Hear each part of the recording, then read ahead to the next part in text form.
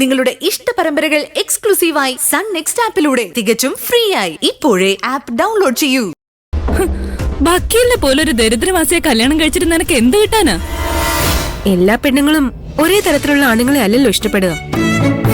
എനിക്ക് വലിയ കാശുകാരനല്ലെങ്കിലും നല്ല സ്നേഹമുള്ള സത്യസന്ധനായ ഒരാളിനെയാണ് ഭർത്താവായി ആവശ്യം. അതിനു പറ്റിയ ആള് വക്കീല് തന്നെയാ.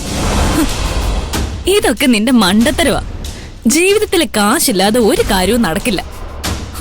ഇതിനെക്കുറിച്ച് ഓർത്ത് നീ ഒരുപാട് ദുഃഖിക്കും. എനിക്കിപ്പോഴും മനസ്സിലാവാത്തത് നീ എന്തിനാ വക്കീലിനെ കുറിച്ച് ഇത്രയും മോശമായിട്ട് സംസാരിക്കുന്നതെന്നാ. ഓ, ഇനിയെങ്ങാനും വക്കീലിനെ ചതിച്ച കാമുകി സ്വപ്നയാണോ?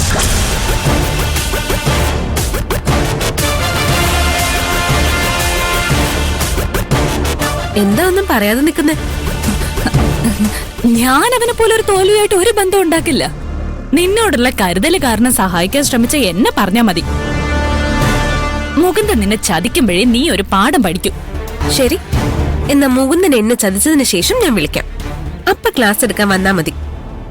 ഇപ്പൊ എനിക്ക് കുറച്ച് പഠിക്കാനുണ്ട്. ശല്യപ്പെടുത്താതെ ഒന്ന് പോയി തരാവോ?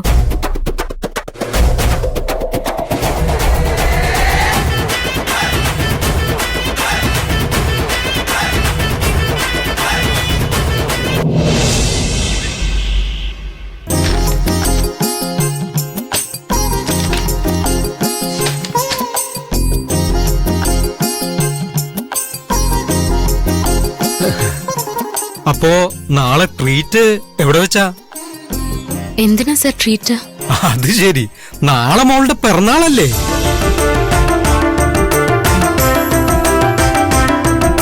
ഓ, ചെലവ് ചെയ്യാതെ രക്ഷപ്പെടാന്ന് കരുതിയല്ലേ? ഏയ്, അതൊന്നുമല്ല.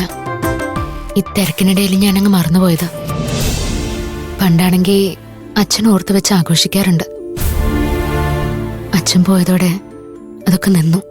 അപ്പോ ഗിരിയുടെ വീട്ടില് പിറന്നാൾ ആഘോഷിക്കുന്നില്ലേ? ഇത് കല്യാണം കഴിഞ്ഞിട്ട് മഞ്ജുന്റെ ആദ്യത്തെ പിറന്നാളല്ലേ? അവിടെ ഇപ്പോ അതിനു പറ്റിയൊരവസ്ഥയൊന്നും അല്ല സർ. അഭിജിക്കുട്ടാ, നീ ആ വണ്ടി ഒന്ന് ശരിയാക്കാൻ നോക്ക്. അത് വീണ്ടും കേടുവന്നു. ശരി സാറേ.